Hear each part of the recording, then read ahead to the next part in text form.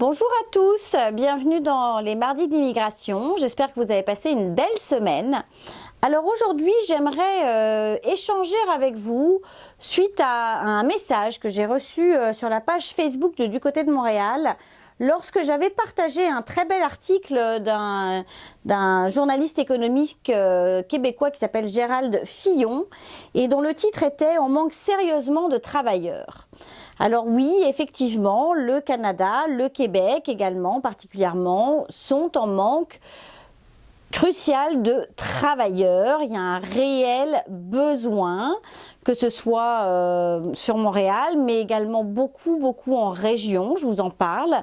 Donc j'avais besoin d'échanger là-dessus, et notamment sur ce message d'une personne qui dit « Je suis belge, mais quand je vois nos salaires, nos conditions de travail, nos avantages, nos congés payés, notre sécurité sociale, je reste en Belgique. Mais c'est à force de s'informer, et c'est quand les personnes qui veulent résider au Canada sont sur place, qu'elles découvrent ce à quoi elles ont le droit. Alors finalement, les gens réfléchissent, ou viennent quand même, mais sont moins bien financièrement. Alors, comment dire? C'est pas exactement comme ça que ça se passe. Parce que, effectivement, je pense que ce soit en Europe ou ailleurs dans le monde, il y a ses avantages et ses inconvénients. Et effectivement, il est extrêmement important de se renseigner sur la façon dont ça se passe lorsque l'on souhaite venir immigrer et travailler ici au Canada, au Québec ou dans une autre province du Canada. Il est vrai qu'il n'y a que 2 semaines de congés payés et que les gens travaillent 40 heures par semaine. Par contre, l'ambiance en entreprise, vous avez dû, pour ceux qui ont suivi la conférence et qui l'ont même revue puisque je l'ai publiée sur Facebook, vous avez pu suivre Laurence qui vous parlait justement de cette culture entreprise, de cette hiérarchie qui n'existe pas, de la communication que vous pouvez avoir directement avec votre patron, votre employeur. Et 40 heures, c'est quoi? 40 heures, ça veut dire que vous allez commencer à 8 heures. Ça veut dire que vous allez manger entre un quart d'heure et 30 minutes parce que l'heure du lunch, c'est quelque chose qui va très vite. Et en général, entre 16h30 et 17h, votre journée de travail est terminée, vous rentrez chez vous. À partir de 17h, 17h30, vous êtes chez vous, vous avez une nouvelle vie qui commence. Une vie à la maison avec vos enfants, un partage. Alors effectivement, vous ne travaillez pas, vous n'avez que 2 semaines de congés payés. Ça ne vous empêche pas de demander une semaine sans solde, alors tout le monde ne peut pas s'offrir cette semaine sans solde, mais par contre, vous avez une vie familiale qui existe. Vous avez le droit à cette vie familiale et on ne va pas vous dire, sous prétexte que vous partez à 4h30 ou à 5h du bureau, tu prends ton après-midi et on ne va pas vous demander de rester jusqu'à 8h, jusqu'à 9h.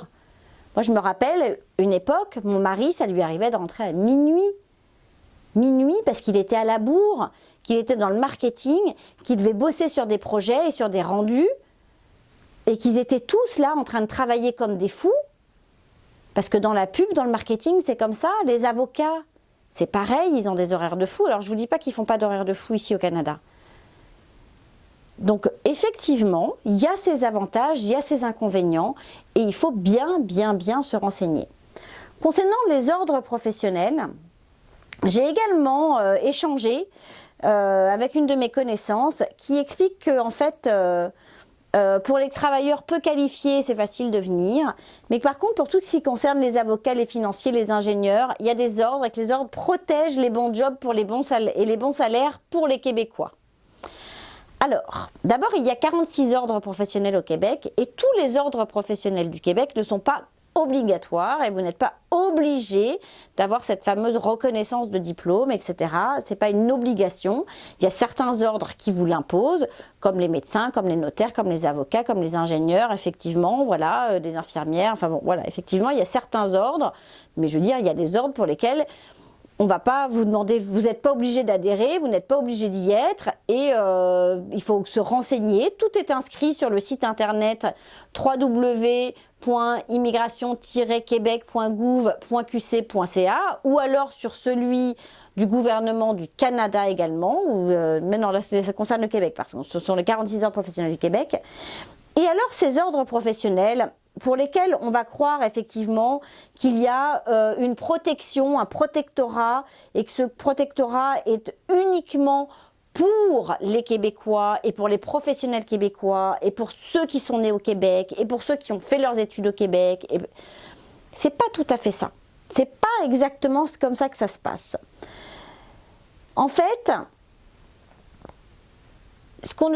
suite à une discussion avec un ami qui est belge, tiens, c'est marrant, c'est la journée des Belges, et qui a repris des études effectivement en arrivant au Canada parce qu'il souhaitait pouvoir exercer dans son métier. Donc il est reparti aux études, il a repassé certaines équivalences pour pouvoir effectivement devenir médecin.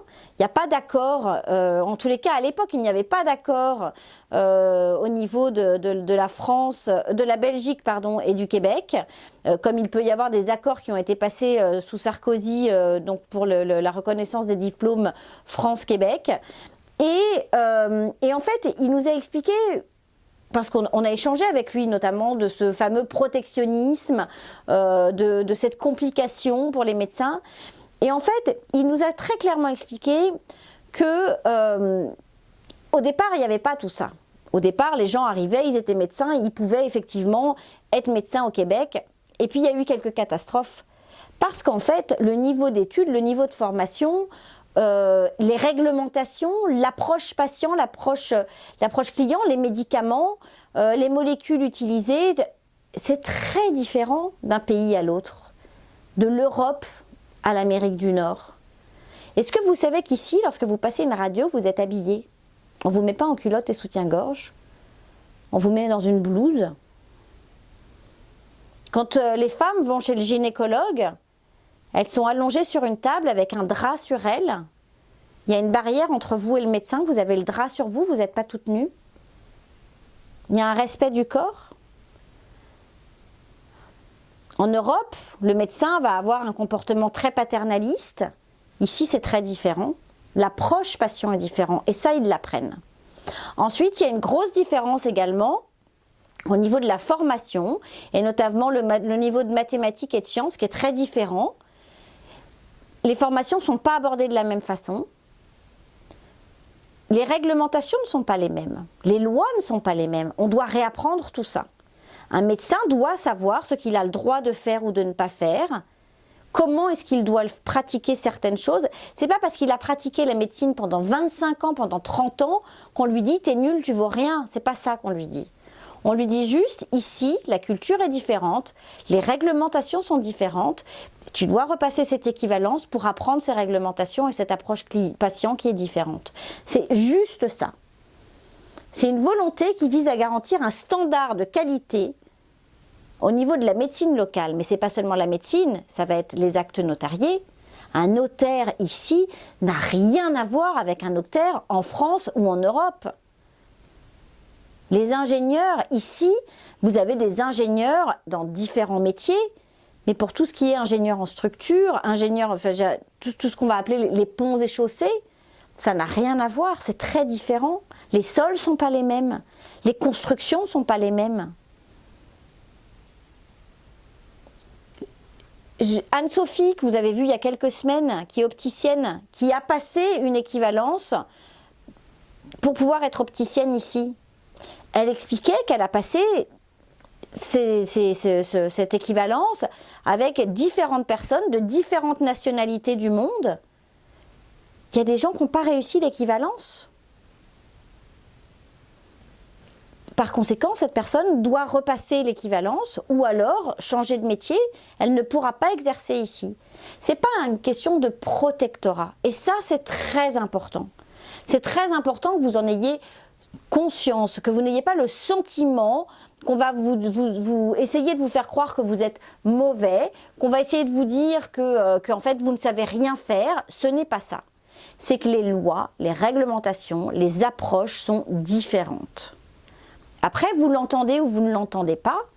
Vous immigrez en vous disant de toute façon c'est pas grave, j'y vais quand même et puis de toute façon j'ai tellement d'années d'expérience que je vais y arriver et puis vous n'y arrivez pas, vous êtes déçus et là c'est dur. Et là vous vous dites ah bah vraiment le Québec, le Canada, mais non, la règle elle est simple.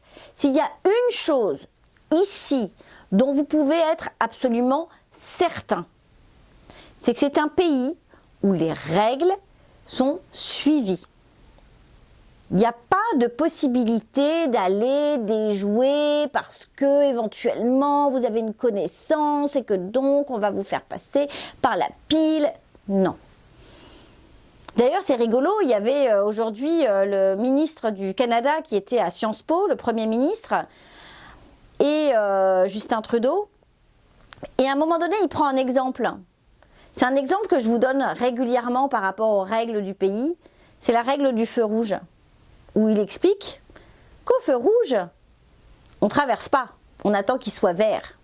Parce que les conséquences de traverser au feu rouge sont celles de vous mettre en danger, mais celles de mettre en danger les conducteurs et puis de déranger la circulation. Et c'est marrant, c'est souvent un exemple que je prends, ça m'a fait sourire lorsque je l'ai entendu. En France, on s'en fiche complètement.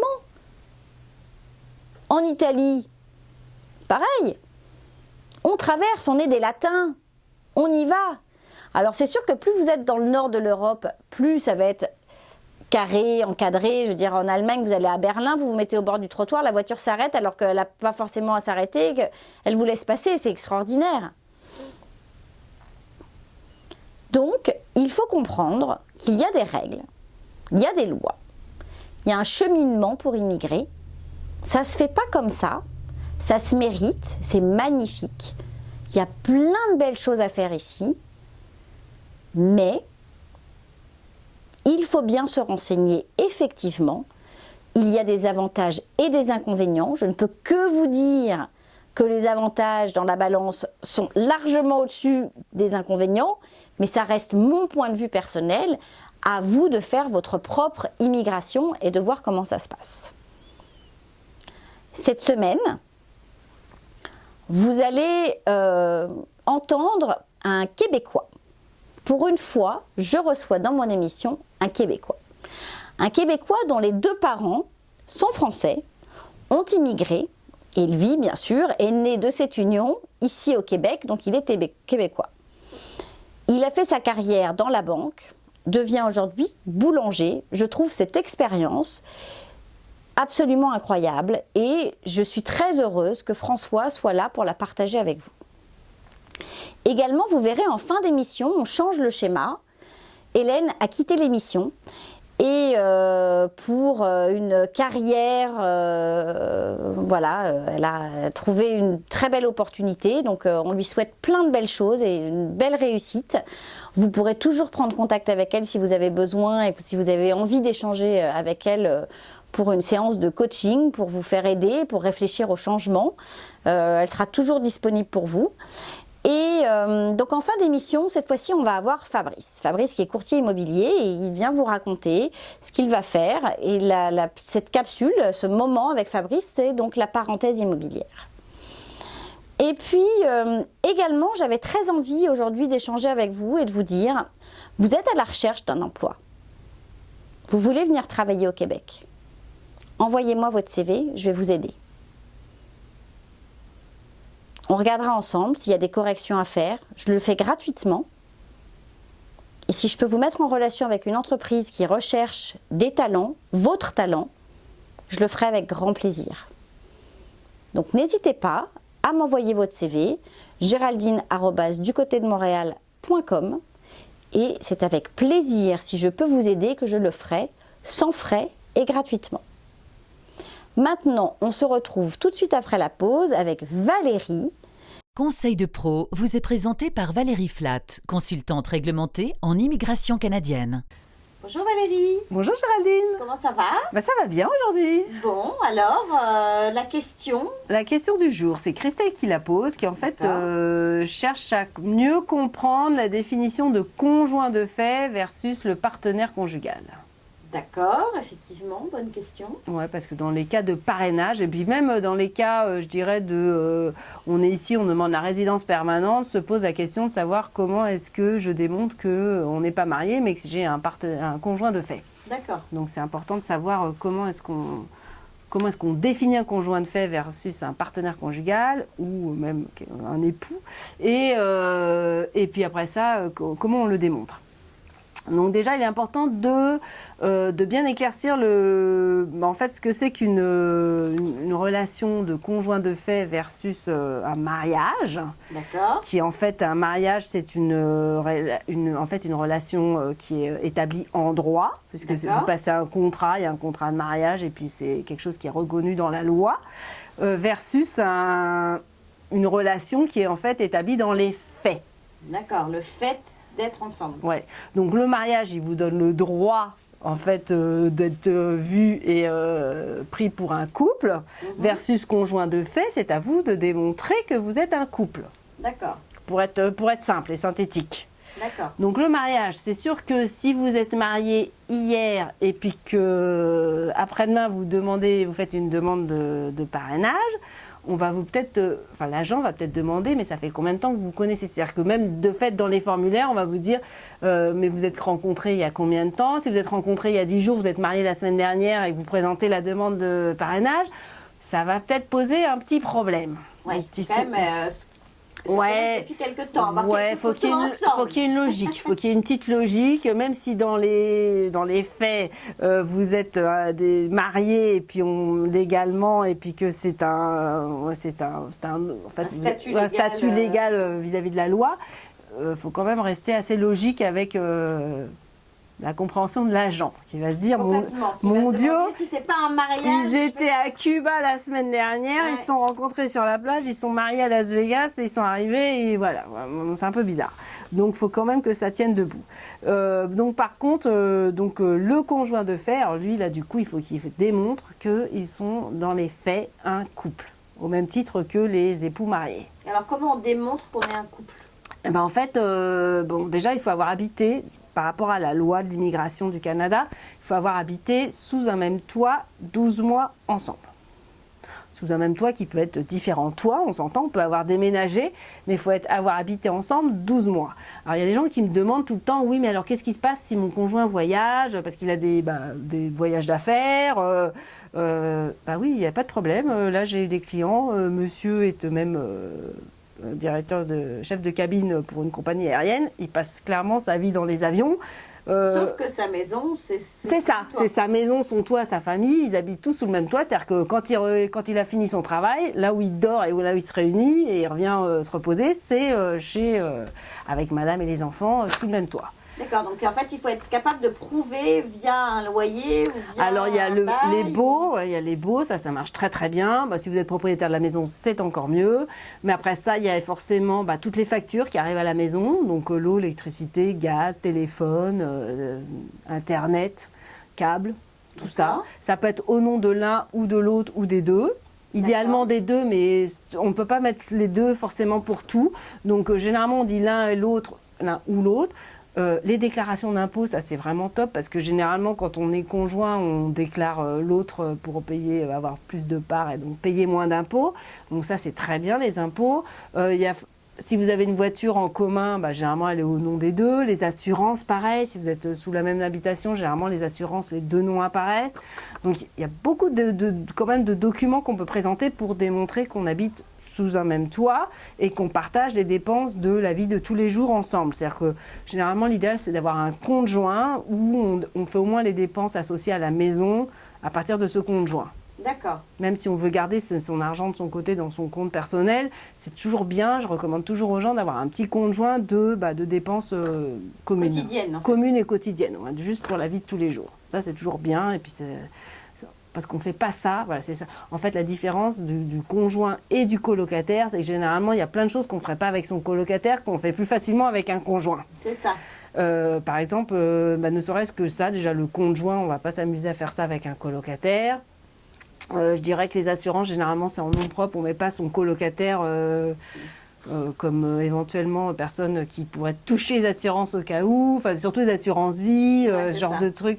Si au travail, par exemple, on vous demande généralement, quand vous êtes employé, il y a une assurance, souvent il y a des assurances au travail où ils vous demandent de mettre qui serait le bénéficiaire. Généralement, vous mettez votre conjoint et pas votre colocataire. Donc il y a plein de petites choses comme ça qui sont finalement assez faciles à prouver et que l'agent repère rapidement. Et puis se dit, bon, voilà, c'est vraiment des conjoints, bon, sans parler des photos, évidemment. Oui, bien sûr, les photos depuis un an les photos, ensemble. Et pas tellement ensemble, hein, je reviens toujours sur le fait que c'est plutôt des photos qui montrent que vous êtes connus socialement par tout le monde comme en tant que couple. C'est ça, la famille, les cousins, les copains dans les soirées, même les cartons d'invitation, on vous invite peut-être ensemble, un carton de mariage, un carton d'invitation, c'est un super bon exemple parce que généralement on vous invite pas, si vous êtes coloc, vous allez recevoir chacun votre carton, alors que là si on vous invite tous les deux, c'est clair que vous êtes associés en tant que couple. Donc ça c'est toujours bien. Et donc voilà, quoi. Les conjoints de fait, ce sont vraiment des gens qui ont dû passer un moment dans leur vie. Alors, ce n'est pas forcément les 12 mois qui précèdent la demande de résidence permanente, mais un moment dans leur vie, ils ont réussi à passer 12 mois ensemble. Après ça, il se peut qu'il y ait eu des moments de séparation. Alors, pas de rupture. Hein. S'il y a une rupture, on repart à zéro. Alors, on met les compteurs à zéro. Mais s'il y a eu des moments de séparation parce que, je dois aller faire un stage de 3 mois à l'étranger dans le cadre de mes études ou une formation dans le cadre de mon travail ou n'importe quoi. Il y a des choses comme ça qui arrivent dans la vie. Mais ça, c'est pas grave. Parce que du moment qu'on a vécu au moins 12 mois, alors là, c'est consécutif, sans rupture, un moment dans sa vie, puis qu'après ça, on a continué à maintenir une relation de couple, même s'il y a eu des petits voyages entre-temps ou des petits moments de séparation involontaires, en gros, ça, c'est pas grave, ça marche aussi pour démontrer qu'on était conjoint de fait. D'accord. Voilà.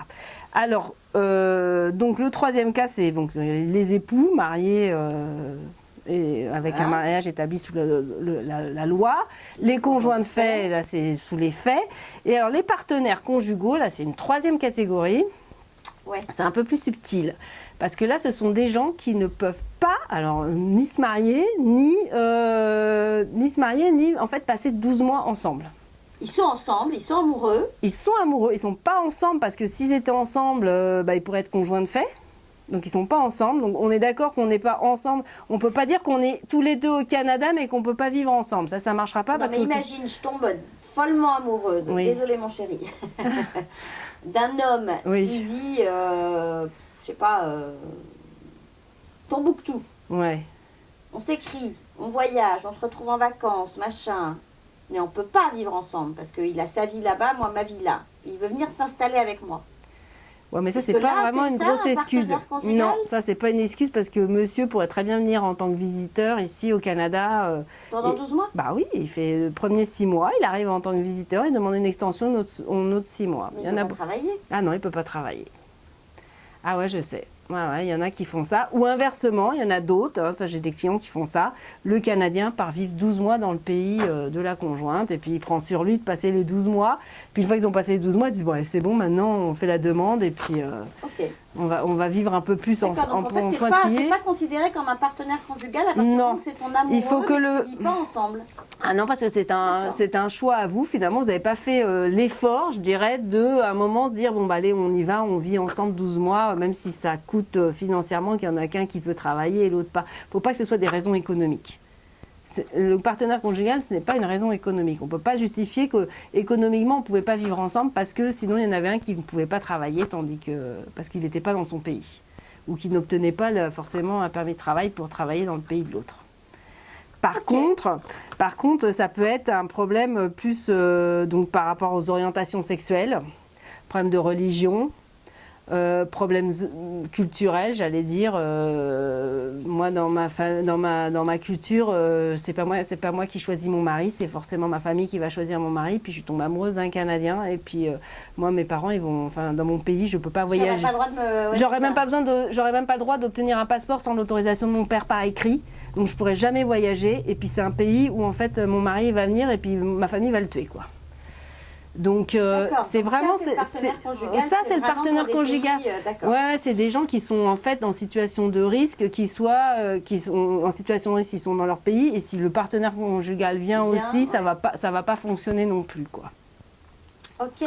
Donc c'est des démonstrations. Bon, généralement, ce sont des dossiers assez touchy. Ouais, il faut démontrer. Ouais, il y a pas mal de choses à démontrer, mais on peut pas justifier que pour des raisons économiques et puis personnelles.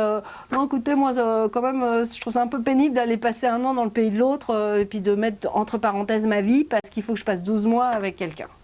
Bon, j'avoue que c'est pénible. En même temps, j'avoue que pour certains, j'en ai croisé plus d'un qui disaient c'est quand même pénible d'avoir à faire ça dans sa vie. Bon, c'est que 12 mois en même temps. Mais c'est vrai que ça met entre parenthèses son petit confort, sa petite vie. Et puis d'un autre côté, il y en a d'autres qui viennent ici passer 12 mois, puis j'en connais. Et puis c'est dur aussi. Les enfants sont déscolarisés pendant 6 mois, le temps d'obtenir quelques documents. C'est un peu compliqué pour tout le monde, mais ça se fait. Mais ça se fait. Ça se fait. Au final, je dirais que l'amour est gagnant. L'amour sort gagnant.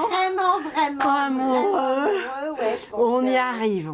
Et alors, après ça, la fin, je dirais, si vous êtes donc pas partenaire conjugal avec des problèmes autres là qui vous dépassent là, mais si c'est finalement le plus simple, c'est le mariage, quoi. Ouais, quoi. Mariez-vous. C'est ça. Alors là, on se marie, puis là, il n'y a plus de questions qui se posent. Allez à Las Vegas. C'est ça. Là, c'est l'opération. Si vous n'avez pas envie ni l'un ni l'autre d'aller passer 12 mois chez l'un ou chez l'autre, mais que vous avez envie de vivre ensemble, et puis, mais voilà, que c'est cette période de 12 mois sous le même toit qui est compliquée. Vous n'êtes pas obligé de faire un énorme mariage avec 200 personnes. Ah non. Moi, j'ai des clients. Ça peut être un mariage à deux. Avec son témoin, exactement. Et... Moi, j'en connais plusieurs qui ont fait ça. Qui ont dit allez hop, on le fait, puis ça sera fait, puis comme ça, on n'aura pas tout ce problème-là sur le dos. C'est facile de prouver que vous êtes ensemble depuis très longtemps, même si vous ne vivez pas forcément sous le même toit. Vous avez vos photos, vous avez vos... Oui, parce qu'il y a des couples aussi qui décident de ne pas vivre ensemble, quoi, qu'ils ont chacun leur chez soi, et puis ils sont ensemble, mais ils vivent chacun, donc c'est compliqué, et je comprends que ce soit compliqué, et que ce sont des relations un peu hors normes, modernes, et que malheureusement la loi n'est pas encore aussi moderne. On n'a pas le 2.0 de la loi d'immigration. Ça va venir. Déjà là. 4.5 là. Ouais, on est déjà au 4. Non, parce que déjà les relations de même sexe sont reconnues. Mais c'est vrai. Elle a déjà beaucoup avancé la loi, mais je sais qu'il y a encore un petit effort à faire pour ce genre de relations modernes. Moi, quand j'ai démarré il y a 10 ans.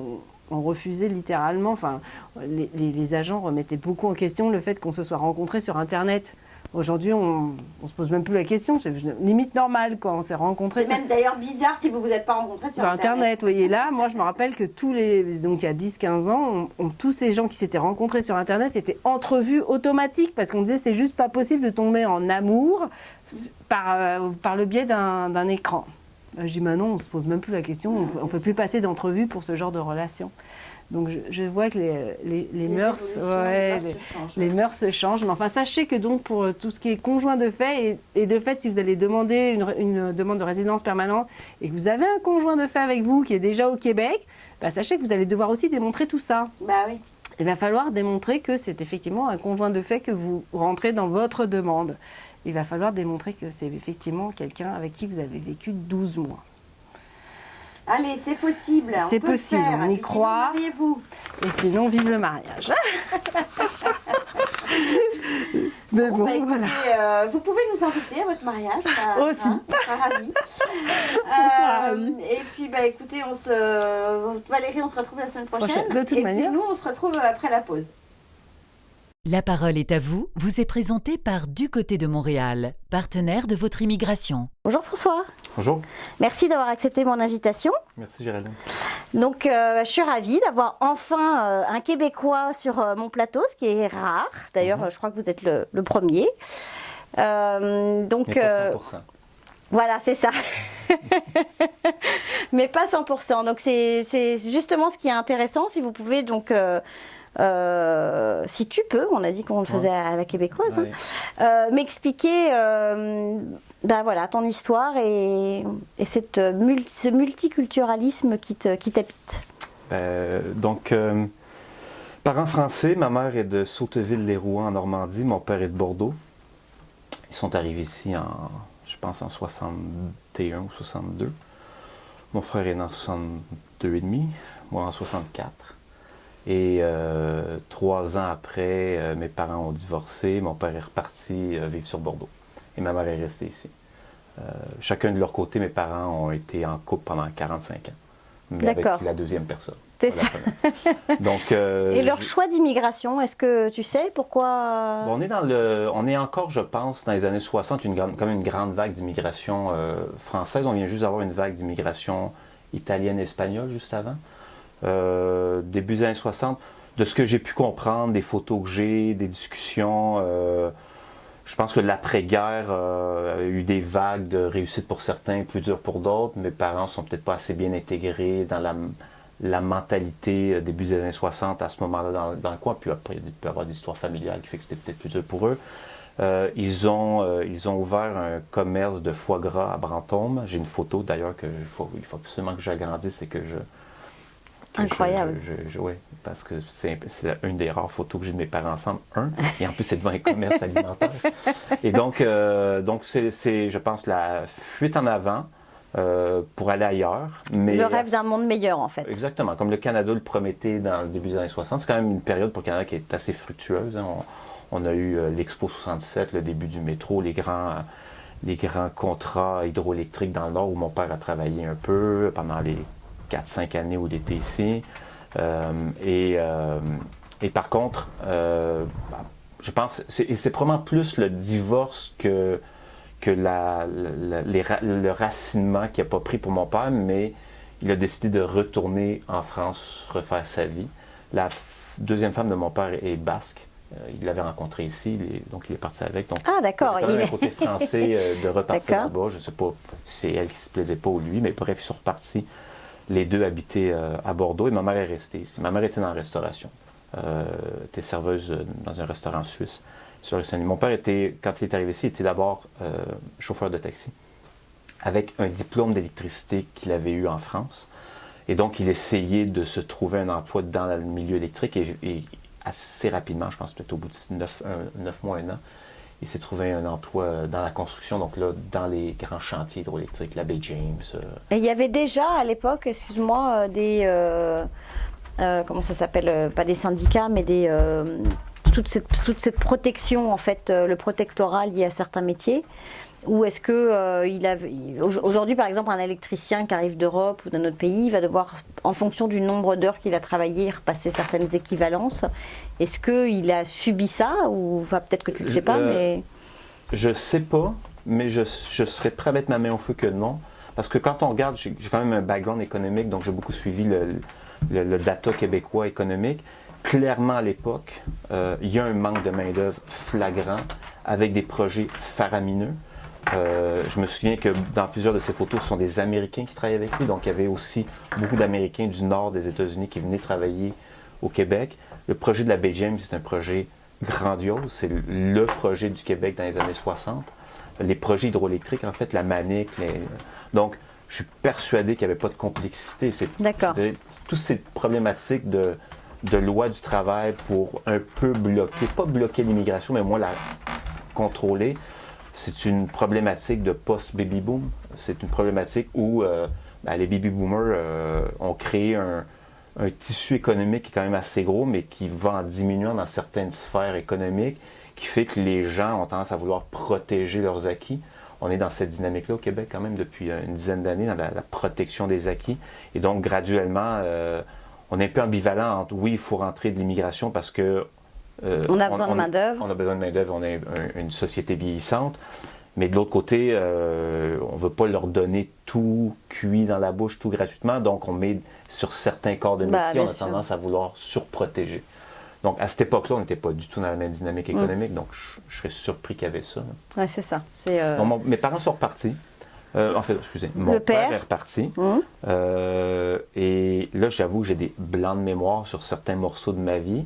Mais je sais qu'une fois, mon père est reparti avec moi et mon frère. Donc, sans avertir ma mère, il nous a ramenés en France. Et là, je pense que j'ai 5-6 ans à peu près.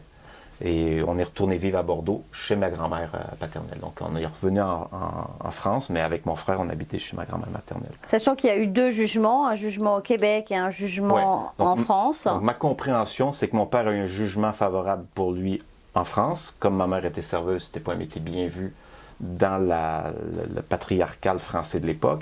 Et comme mon père a quitté le Québec, bien évidemment, ma mère a gagné sa cause ici. Donc, je pense qu'à l'époque, les complexités de divorce faisaient en sorte, pas les complexités, mais les lois ne permettaient pas de faire des échanges de bons procédés qui disaient ben, c'est un ou l'autre, mais ça ne peut pas être les deux.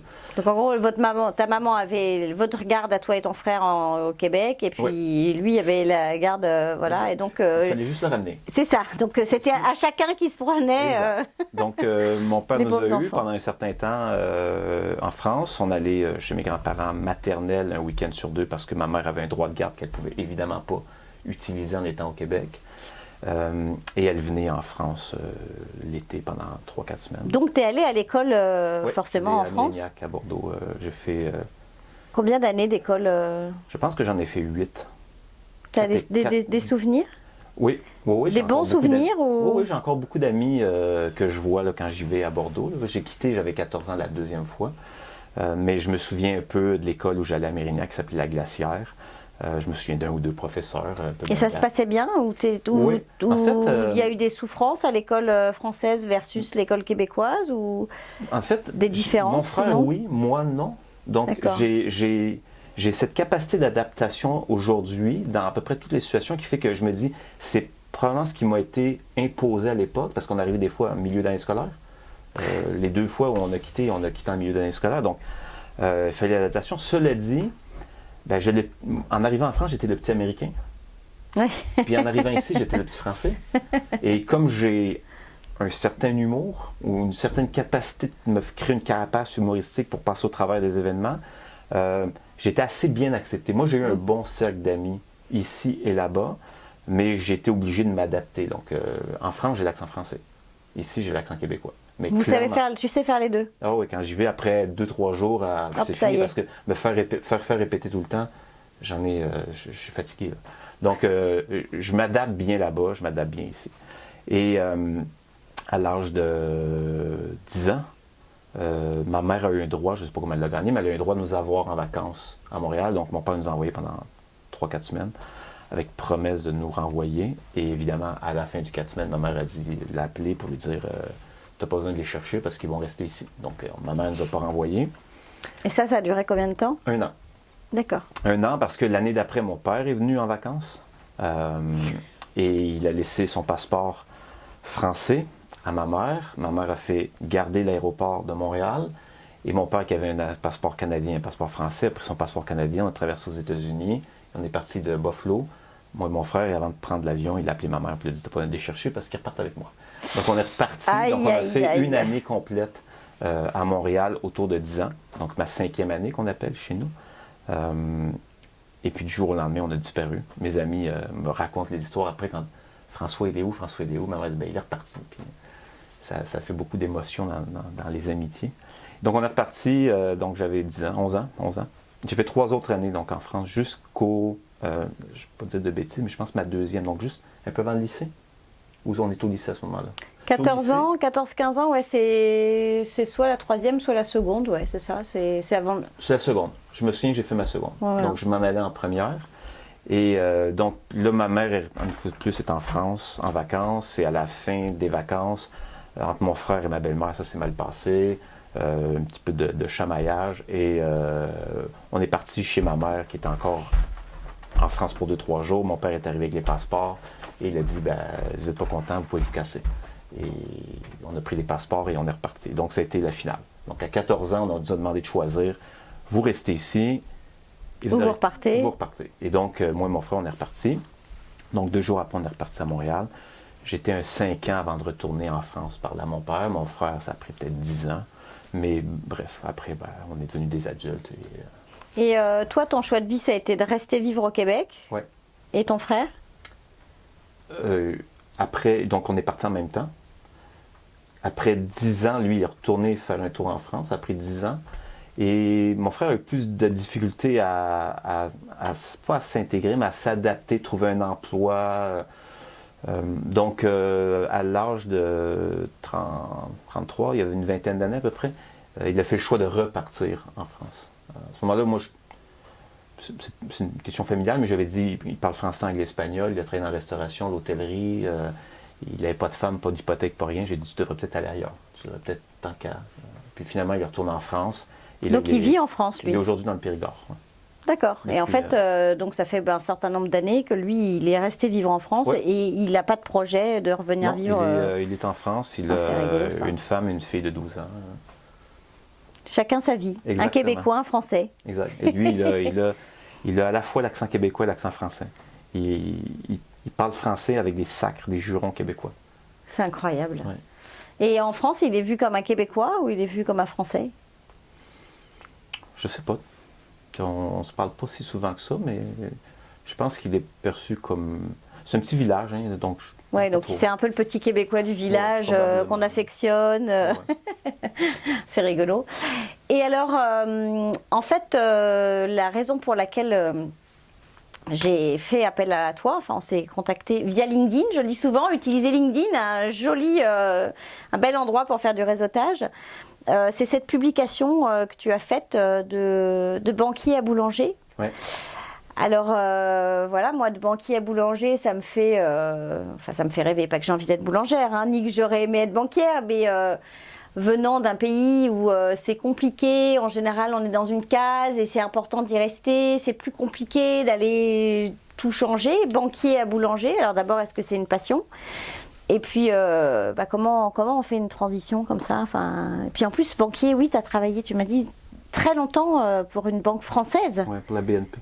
Donc, j'ai étudié, à partir de 15 ans, ma mère qui était encore dans la restauration m'a dit, c'est bien, tu es sorti, mais tu fais ton revenu de poche. Parce que moi, je ne financerai pas. Donc, j'ai commencé à travailler comme laveur de vaisselle à son restaurant. À quel âge ? 15 ans. Un soir semaine. Donc, je travaillais avec elle le dimanche soir, qui commençait bien ma semaine d'école. Hein. Je rentrais à minuit le dimanche. Donc laver, c'est vraiment ce qu'on appelle la plonge. Ah oui, la plonge. C'est ça. Un restaurant suisse, donc les craquelins pleins de fromage grillé. C'était magnifique. On se fait les muscles des bras. Exact. Et j'ai travaillé de 14 ans à 22 ans à temps partiel dans la restauration, que ce soit laveur de vaisselle, boss boy, bar boy, serveur, garde-manger. J'ai fait à peu près tout dans un restaurant. Donc j'ai quand même une bonne expérience d'hôtellerie, de restauration. Mon beau-père, le mari de ma mère, travaillait dans l'hôtellerie, était directeur d'hôtel au centre-ville, au Bonaventure. Et il me faisait travailler aussi sur les banquets hivernaux, donc les parties de Noël, où il y avait des grosses soirées. Donc on travaillait la nuit à monter les salles, les housemen qu'on les appelle, monter les salles de banquets pour 400-500 personnes. Donc j'ai travaillé quand même, j'ai fait un tour d'horizon de la restauration de l'hôtellerie. J'ai étudié en comptabilité. D'accord. Donc je m'en allais vers un diplôme de comptabilité. À l'université, c'est ça? À l'université, ouais, à l'UQAM. Donc, j'avais à peu près la moitié de ce qu'on appelle le bac chez nous pour aller faire mes examens de comptable licencié. Et je voulais faire un petit peu plus d'argent de poche. Donc, j'ai dit, je vais plutôt aller travailler à temps plein et finir mes études à temps partiel, ce qui est assez facile à l'université. Et donc, j'ai écrit un peu partout. J'ai envoyé mon CV, en fait, là, pour dire, je me cherchais une job dans une banque ou un bureau de comptable ou une firme qui m'accepterait avec mon 1 an et demi de cours de comptabilité. Et finalement, je suis tombé à BNP chercher la Banque nationale de Paris à l'époque. C'était pas encore BNP, c'était au long, avant la fusion avec Paribas. Donc, chercher un caissier. Donc, un caissier à temps partiel, temporaire. Donc, vraiment, pas plus bas de l'échelle que ça. À peu près l'équivalent du plongeur que j'étais. Et c'était parfait parce que c'était peut-être un 30 heures semaine, 25-30 heures. Avec mes courses, c'est ça, tout allait bien. Quoi. Ça permettait de faire tes études et de... J'ai fait 6 mois comme caissier et ils avaient un programme où ils remboursaient des cours universitaires sur preuve de réussite.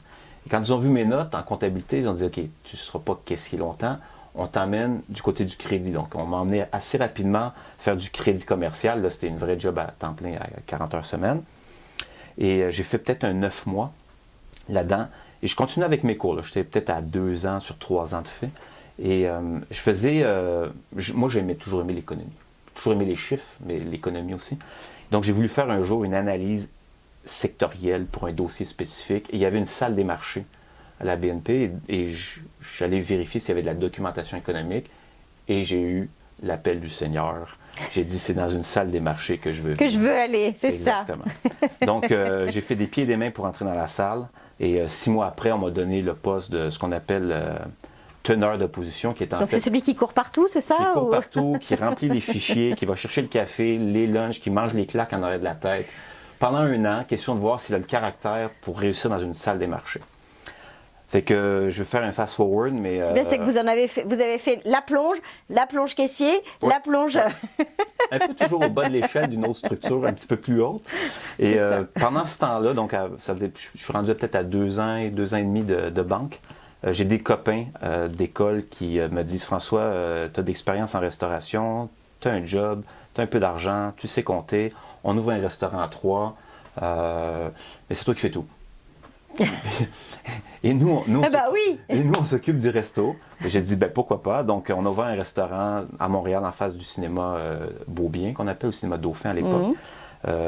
Et j'ai duré à peu près 3 ans avec eux. Donc, au bout de 3 ans, c'était bien, ça a roulé correctement, ça faisait pas de sous, mais c'est une expertise intéressante. Mais tu continuais à la BNP? J'étais BNP temps plein D'accord. et je faisais Mais ça. tu t'analysais les chiffres, les résultats. Et là, quand j'ai commencé dans la salle des marchés, j'ai arrêté la comptabilité à l'université. Parce que là, j'ai compris que je ne serai jamais un comptable. Je n'irai pas faire mes examens. Je n'irai pas 2 ans en cabinet comptable. Donc, j'ai dit, je vais retourner faire la finance ou de l'économie dans quelques temps que j'ai jamais fait. D'accord. Donc, je faisais un petit peu de comptabilité pour ce restaurant-là, mon resto. J'avais la banque. Et puis, j'ai des gens qui m'ont approché en disant, tu sais compter, tu fais de la comptabilité, tu as l'expérience en restauration, on a un projet de restaurant, on voudrait que tu fasses la comptabilité là-dedans. J'y suis allé, j'ai rencontré un chef qui s'appelle Normand Laprise, qui est le meilleur chef à Montréal aujourd'hui. Et j'ai ouvert le Toqué avec Normand et Christine 2 ans plus tard. D'accord. J'ai embarqué dans le projet pendant 3 ans. J'ai monté toute la structure administrative comptable. Et c'est une très belle réussite. Bah oui. Donc, j'ai un petit côté de... Je le sais que j'ai un côté où j'aime la restauration, j'aime l'entrepreneuriat, mais disons que les banques payaient bien. Et j'étais vraiment en mode... Progression, ouais, c'est progression très rapide dans la banque. Au point où, au bout de 5 ans en salle des marchés, on m'a donné la responsabilité de l'équipe de vente pour le Canada. Donc, à 29 ans, Ah j'étais le premier vice-président de la Banque nationale de Paris. Ensuite, il y a eu la fusion avec Paribas. Et là, le côté biculturel a été hyper intéressant parce que les Français m'adoraient à Paris parce que j'étais vraiment un Nord-Américain dans ma tête au niveau de la structure bancaire. Et j'avais quand même ce côté français où ils étaient capables de m'expliquer une structure et un produit et de le réintégrer dans une structure nord-américaine. Donc, je faisais 4-5 fois par année la navette Paris-Montréal où j'allais rencontrer les équipes à Paris, j'apprenais les produits, je les ramenais à Montréal. Ouais, pour savoir comment les vendre et comment les proposer, mais versus On m'a proposé de retourner Canada. à Paris souvent. Là. Les gens m'ont demandé, m'ont offert des postes à Paris. Et je voulais pas. Et à 29 ans, j'ai mon premier enfant aussi. Donc, un à 29, un à 30, un à 31. Ouais. Donc, ma femme voulait pas, ma femme qui est une Québécoise pure laine, voulait absolument pas qu'on aille habiter en France. Elle voulait pas qu'on aille habiter à l'étranger, point. Là. Puis je la comprends, là, on est bien à Montréal. Donc, j'ai fait un 18 ans à la BNP. Et après 18 ans, dans la même tour, il y a une autre banque qui s'appelle la Banque Laurentienne. J'ai déménagé dans l'autre banque. Je me suis occupé de toute l'international pendant 8 ans. Et les 5 dernières années, avant ma retraite au mois d'octobre passé, je suis devenu trésorier de la banque. Donc, j'avais toute la structure de trésorerie m'appartenait là, avec 120 employés. Où je gérais tout le bilan de la banque. Donc, mon côté très chiffre, très calculé, m'a bien servi, économie aussi. J'ai beaucoup aimé ce métier-là, mais il y avait quelque chose qui me grattait, qui disait... Et on est retraité de la banque à 50 ans? À 53, mais pas une pleine retraite. Je ne voudrais pas faire croire que c'est une pleine retraite. J'avais un droit de retraite à 53 ans. D'accord, parce que tu as commencé à travailler jeune J'avais 30 ans de banque totale, dont au moins 10 ans dans cette banque-là et au moins 53 ans. Ce qui, je le dis d'avance, ne fait pas une très grosse retraite, fait une retraite correcte. Mais après 30 ans de banque, j'ai réalisé que ma créativité était un petit peu étouffée. Une envie de passer à autre chose. J'ai vu beaucoup d'entrepreneurs, et à chaque fois que j'allais dans des entreprises qui étaient un petit peu plus dans la créativité, que ce soit des entreprises de publicité, j'avais des yeux qui pétillaient. Donc, je me suis promis qu'un jour, je ferais autre chose. Donc là, je vais reculer un petit peu, mais il y a 17 ans, quand j'habitais en banlieue de Montréal, Il y a un boulanger qui est venu s'installer chez moi. Donc, une banlieue de 35 000 habitants, aucun boulanger, il s'installe, il vient de Toulouse. Quelqu'un hyper sympathique, un vrai Sud-Ouest. Et on est devenus amis à peu près du premier jour. J'étais son client tous les matins. Moi, j'allais travailler à 6 h le matin. Donc, 5 h 30, j'étais chez lui, je prenais un café, un croissant, je me cassais, j'allais travailler. Donc, on est devenus amis. Une petite boulangerie, à peu près 100 mètres carrés, tout seul, avec une vendeuse. Et des files d'attente le samedi et dimanche impressionnantes. Donc, après 6-9 mois, je lui ai proposé de prendre le local à côté qui était vide. Donc, on aurait doublé la superficie. Et je lui ai dit, il me dit, mais ça me prendrait un plus gros four. Et je commence à surfer au-dessus de... C'est ça, je commence à aller bien économiquement, c'est ça, à me sentir confortable. Un four, c'est 40 000 €. C'est ça. Donc, j'ai dit, écoute, je finance le four, on agrandit, et dans 6 mois, tu me rembourses ou j'embarque avec toi. Et au bout de 6 mois, il m'a remboursé. Donc, je n'ai pas réussi à faire mon entrée dans la boulangerie, mais comme j'avais demandé aucun papier, rien, j'avais fait un chèque pour l'aider, ça a resserré encore plus notre amitié parce qu'il m'a dit, c'est bien la première fois qu'un banquier n'essaie pas de m'entourlouper. Donc, on est devenus amis, il a grandi 3 fois, 4 fois. Sa boulangerie faisait 350 mètres carrés à la fin. Un beau succès. Et au bout de 7 ans, il a eu un petit peu le mal du pays de Toulouse. Il a vendu, je voulais acheter, j'étais en séparation de ma première femme. Mon avocat m'a dit, tu touches pas à ça, c'est pas une bonne idée. Pas maintenant, en tous les cas. Exact. Donc ça, c'était il y a 10 ans, il a vendu et il est reparti à Toulouse. Et alors? 5 ans après, je me suis remarié parce qu'une première fois, je n'ai pas bien compris, je l'ai fait une deuxième fois. Cette fois-ci, je me suis marié. C'est la bonne cette fois? Oh, oui, je pense que oui. Je suis sûr que oui, en fait. Je me suis marié dans le Périgord. D'accord. Ma deuxième conjointe est mi-française, son père vient de l'Anjou, sa mère est québécoise, mais on a décidé qu'on se marie dans le Périgord. D'accord. Et donc, il était au mariage il y a 5 ans, il m'a dit, écoute François, j'avais oublié pourquoi j'avais quitté Toulouse la première fois. Je pense que j'ai fait une erreur, pas parce que j'aime pas Toulouse, mais parce que c'est compliqué d'être en affaires en France. Donc, il dit, si jamais tu repenses à faire un projet de boulangerie à Montréal, je suis partant. I'm here. J'embarque avec toi, c'est clair, mais il dit, il faut que ce soit un beau, gros projet. Donc, ça fait 5 ans que je travaille sur un projet. Mes études de marché, mes structures, mes produits. C'est important une étude de marché quand on veut lancer une entreprise. Hein? J'ai fait de l'impulsivité dans le passé en business et c'est pas une bonne idée. Il faut vraiment prendre son temps. Même dans les locaux que j'ai visités, j'ai vu des beaux locaux initialement. Je dis pas que j'étais prêt à les signer, mais j'ai dit, ça fonctionnerait, ça serait bien. Et puis après, on en visite 4, 5, 6 autres. On n'est pas dans la même game. Celui-là, il est comme 10 fois mieux que le... Fait qu'il faut prendre son temps, il faut faire des études de marché, il faut questionner les gens, faut se faire aider. Je veux dire, moi, je suis bon en chiffres, je suis un peu un foodie, j'aime la nourriture, je suis pas un boulanger. Je ne serai pas un boulanger personnellement demain. Oui, c'est pas peut-être toi qui va être... et encore, il faut savoir le faire si jamais tu as un de tes boulangers qui est malade. Mais j'en ai plus qu'un. Mais il faudrait que les 5 soient malades. C'est ça. Mais bon, c'est quand même bien de savoir... voilà. Donc, 5 ans à travailler le projet. Et puis, l'année passée, au moment où mon 53 ans, mon 10 ans, puis ma retraite, a sonné, mon premier niveau de retraite possible. était possible. Disons que dans mon attitude, probablement, à l'intérieur de la banque, ça a commencé à circuler que François, et on ne l'aurait pas longtemps. Donc, ça a accéléré le processus. Disons que mes patrons étaient contents que je me casse. D'accord. Et j'étais content de me casser et tout le monde était content finalement. Fait que ça fait une belle soirée champagne pour mon départ. C'est vas-y, basta. C'est ça. Bonne chance, amuse-toi bien. Exactement. Dans ton entrepreneuriat. Et donc là, depuis le mois d'octobre, j'ai quitté le 31 octobre. Je suis à temps plein sur le projet que je me disais, va probablement prendre un an et demi avant de le faire aboutir. Et puis, les choses se précipitent. Le local parfait apparaît. Alors, ça dépend pour qui. Hein. Moi, je suis très déçue, mais je viendrai, François, c'est promis. Il n'est pas la bonne position pour toi, mais il est à la très bonne position pour moi. C'est ça. Donc là, le processus est vraiment bien enclenché. J'ai signé mon bail il y a quelques semaines, un bail de 10 ans.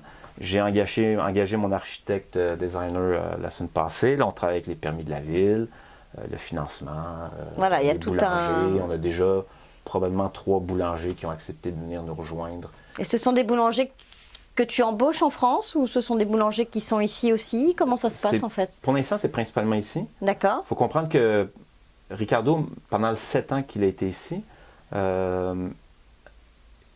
c'est devenu un nom en boulangerie. Beaucoup des bons boulangers à Montréal, aujourd'hui, disons les 5 meilleurs boulangers, là, au moins 3 sur les 5, c'est des gens qui ont travaillé avec lui. D'accord. Et tout le monde reconnaît que c'est un boulanger, je dirais pas haut de gamme, mais vraiment impressionnant dans son... Et il sait apprendre en plus. Oui, apprendre aux autres, c'est ça, livrer son savoir. Beaucoup d'informations. Il a fait l'émission en France sur M6, Meilleur boulanger de France, en 2016. Il a fini 4e à la finale. C'est un excellent boulanger. Moi, honnêtement, je pense pas que je serais en train de parler de boulanger aujourd'hui si je n'avais pas rencontré Ricardo. De la même façon que quand j'ai embarqué dans le projet du Toqué, c'est parce que c'était Normand Laprise. Normand Laprise, c'est un très grand chef. Moi, j'aime les artistes. Et souvent, un très bon artiste, c'est pas nécessairement un très bon gestionnaire. Moi, je pense que je suis un bon gestionnaire. Je suis pas un artiste. J'aimerais ça. Je le suis pas. J'ai un peu de créativité, j'aime ça m'impliquer, mais clairement, je vais laisser des professionnels s'occuper de la partie plus technique. Et en même temps, je pense qu'il faut les deux. C'est-à-dire qu'il faut à la fois un grain de folie pour quitter la banque et aller ouvrir une entreprise comme ça, et puis une espèce de conscience aussi de ce qui se passe, de la façon dont des chiffres, et voilà. Et je pense que c'est une belle association en tous les cas que de se mettre avec quelqu'un qui a un vrai savoir culinaire, qui va savoir le délivrer, et puis ce côté un peu, je pense que l'un pour l'autre vous êtes rassurant, c'est-à-dire que toi tu as ce côté voilà, très posé, très... Je pense qu'on est pas mal yin et yang là, ensemble. C'est ça, voilà. Donc, en plus, dans mes 15 dernières années, pour toutes sortes de raisons, soit parce que j'ai changé d'emploi ou parce que la banque voulait me faire évoluer, je suis allé voir des psychologues industriels, on m'en a proposé, dont le dernier en septembre de l'année passée. À chaque fois, on me faisait faire un paquet de tests. Et on arrivait avec le dossier, et l'individu, le psychologue devant moi, ouvrait le dossier, fermait le dossier et dit « Pourquoi le bancaire? » C'est parce que ça ne paraît pas dans votre dossier. Là. Il dit, on cherche dans le bancaire des gens qui ne sont pas trop créatifs et pas nécessairement people person. Il dit, vous êtes à l'opposé. Là. Vous êtes vraiment très créatif. Très dans la com moi, et très créatif. Je me suis souvent fait dire que j'étais créatif. Et j'avoue que ma réponse la plus fréquente, c'était, j'ai créé des produits. J'ai créé vraiment, dans la salle des marchés, j'étais un créateur de produits. Donc, j'ai réussi, je pense, à me fondre dans quelque chose que le bancaire n'est pas très intéressant aujourd'hui, honnêtement. Quand j'ai annoncé mon départ sur LinkedIn, j'ai eu, je pense que j'ai eu 18 000 vues sur mon commentaire. J'ai eu au moins 200 likes et une centaine de mails de gens qui me félicitaient ou me disaient qu'ils veulent faire la même chose, ou comment j'ai fait, comment j'ai pris ma décision, puis ils ont un projet, puis, et beaucoup étaient des banquiers. Donc, il y a un côté un peu redondant dans le bancaire qui fait que les gens ont envie de quitter aujourd'hui. C'est des beaux métiers. On gagne bien sa vie. Il y a 400 000 et banquiers au Canada, donc mais c'est une belle industrie, c'est une industrie solide. Bon. Mais côté créatif n'est pas nécessairement là. Donc j'ai eu, depuis le mois d'octobre, l'opportunité d'aller voir beaucoup d'incubateurs universitaires, que ce soit à Concordia, à l'UQAM. Pour justement raconter ça, du banquier au boulanger. En fait, on m'a proposé des projets. Donc pour aller voir, en même temps que j'ai décidé de quitter la banque et je voulais faire de la boulangerie, je n'étais pas à 100% dans la boulangerie. J'étais, je vais faire avancer mon projet, mais maintenant que je suis à la disponible, j'ai quand même écouté. Donc, j'ai eu des propositions, pas des propositions d'emploi, des propositions de projets. Et j'ai des projets où je dis non, j'ai vraiment pas envie de faire ça, de faire de la consultation en finance ou check. Mais j'ai croisé des jeunes qui avaient des projets, dont de lancer des apps. Ma fille travaille chez Moment Factory, qui est un groupe hyper allumé dans les arts. Je suis allé me promener là, je vois les jeunes passer en roulis roulant. Et là, je me rends compte à quel point j'aurais été vraiment très heureux de travailler dans des environnements beaucoup plus allumés. Donc, je pense que j'ai réussi à éliminer tout ce qui était moins créatif du mois de septembre, octobre jusqu'au mois de décembre. Et là, le projet a vraiment accéléré. C'est vraiment là, je regardais les locaux à gauche, à droite, et je suis tombé sur un local où là, j'ai appelé mon partenaire en France. Je lui disais, écoute, Ricardo, ça y est. On y est là. Et justement, il a reçu une offre pour vendre sa boulangerie à Toulouse. Donc, il dit, écoute, c'est bien aligné là. C'est ça. Les deux, on était très contents. Donc, il y a encore de la finalité dans tout ça. Mais donc, on est, là, je pense qu'on est vraiment en projet. Le local est un peu plus grand qu'on voulait. C'est quand même 300 mètres carrés. C'est pas mal, en effet. Mais il a une belle façade. Donc, il a 25 mètres de façade. Il est vraiment centralisé dans le cœur plateau Mont-Royal, qui est le quartier le plus densément peuplé de Montréal, le plus français de Montréal.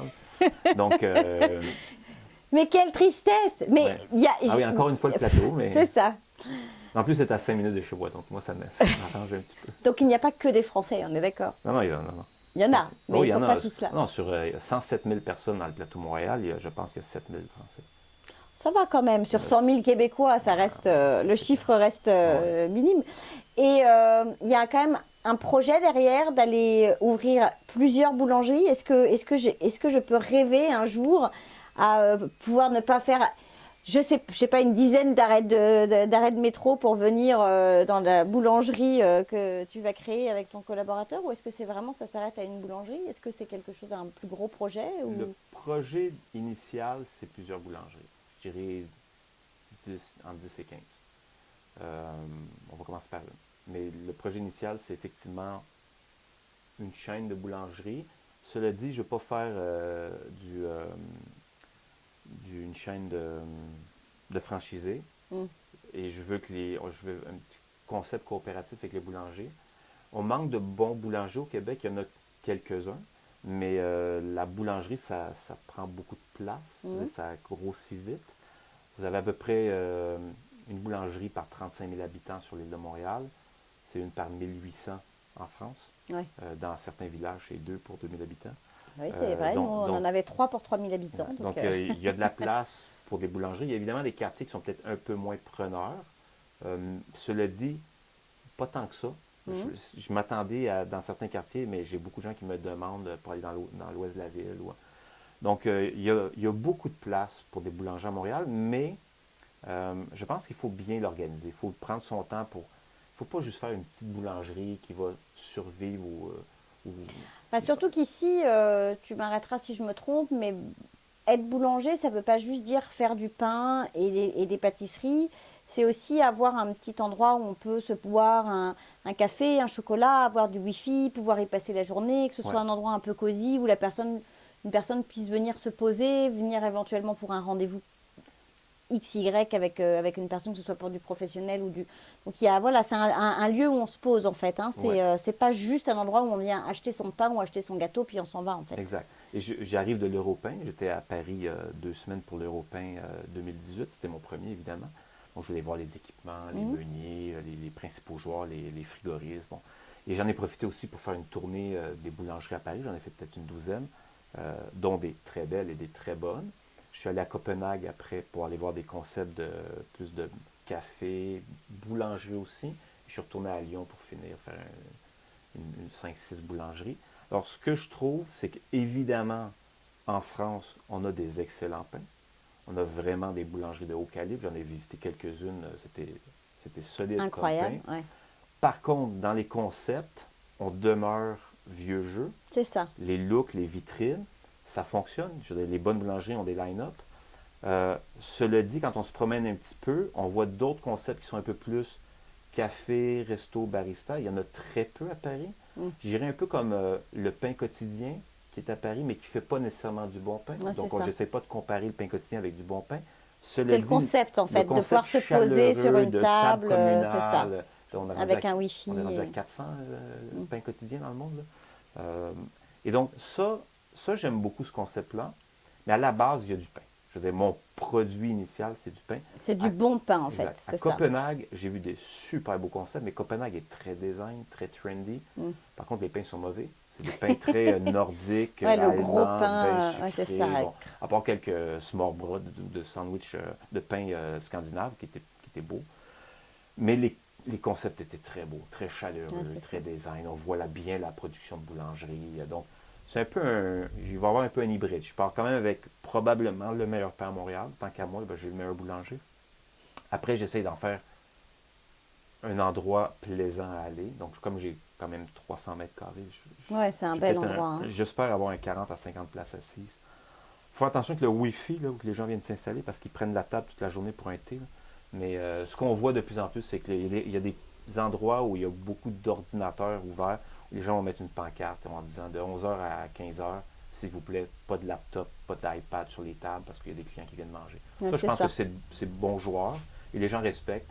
Donc, je vais avoir un lounge et des tables. Donc, les gens pourront aller dans le lounge s'installer. C'est ça, pouvoir faire un peu les deux, à la fois pouvoir rester manger, enfin que les gens viennent pour l'heure du lunch. Mais les discussions que j'ai eues en France avec des vitrinistes ou des gens de vitrine, des gens qui s'occupent de design, et j'ai vu différents projets. Je veux dire, je trouve ça beau ce que vous faites, mais je n'ouvre pas une boulangerie française à Montréal. Mm. J'ouvre une boulangerie nord-américaine, je dirais, ou québécoise, avec un boulanger français. C'est ça, avec du pain C'est clair français. que le pain, ça va être le meilleur. Mais le reste, c'est pas un concept français. Ah ben non, parce que ça ne marcherait pas ici. Hein. Ben, c'est pas le but. C'est-à-dire Ben, que je veux pas faire juste déjà, la pâtisserie fonctionne pas très bien à Montréal. Moi, j'aime beaucoup la pâtisserie, mais d'ailleurs, la plus grosse pâtisserie montréalaise, Gascogne, a fermé il y a un mois et demi. Là, elle a fait faillite. Elle avait 7 endroits. Parce qu'elle n'a pas été capable de se renouveler.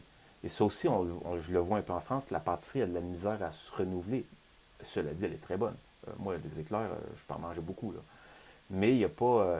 avec les meilleurs boulangers... Et qu'est-ce qui fait que la pâtisserie accroche moins parce qu'ils sont quand même gourmands?